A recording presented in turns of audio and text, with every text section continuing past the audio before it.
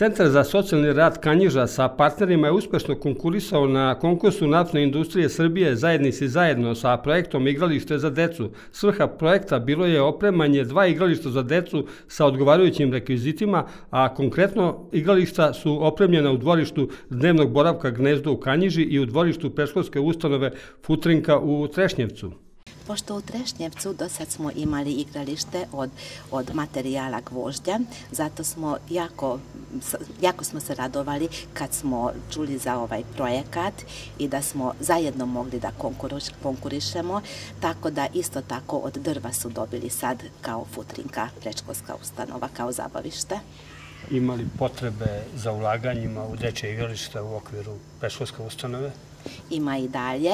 U drugim objektima već imamo. Nažalost, u Trešnjevcu nismo imali, tako da sad i oni su počeli i ja nadam se da isto tako i dalje ćemo konkurisati ili nekako da vidimo da dođemo do para i onda dalje da što više elemenata da stavimo u ustanovu, u dvorište.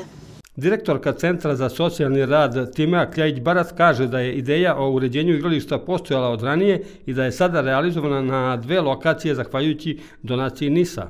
Sam projekat je nastao kao partnerstvo Centra za socijalni rad sa partnerima predškolskom ustanovom Naši biseri, odnosno udruženjem U zdravom telu živa tradicija. Ali sam projekat su pomogli i lokalna samouprava, Potis je Tondah i nekoliko roditelja koji su učestvovali u samom uređenju terena na kojima je kasnije izgrađeno igralište. Sam naš cilj bio je da unapredimo kvalitet života dece, pošto znamo da je igra jedan njihov vrlo izražajan vid njihovog ponašanja, jest igra. Kroz igru se oni komuniciraju, izgrađuju nove kontakte, izražavaju svoje emocije i na kraju krajeva provode vreme u prirodi, igrajući se, a ne u nekom zatvorenom prostoru. Također je osmišljen sam projekat tako da se aktivno provodi vreme između škole, učenja i odlaska kod kuće.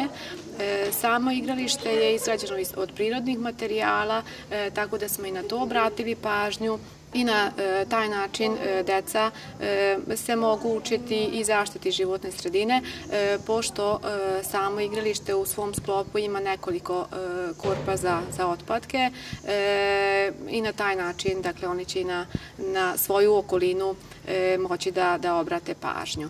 Na konkursu Zajednici zajedno kojom su obuhvaćeni i projekti sa područja Kanjiške opštine za projekat izgradnje dečjih igrališta u dvorištima dnevnog boravka Gnezdo u Kanjiži i vrtiću Futrinka u Trešnjevcu, kompanija NIS je obezbedila donaciju od skoro 400.000 dinara.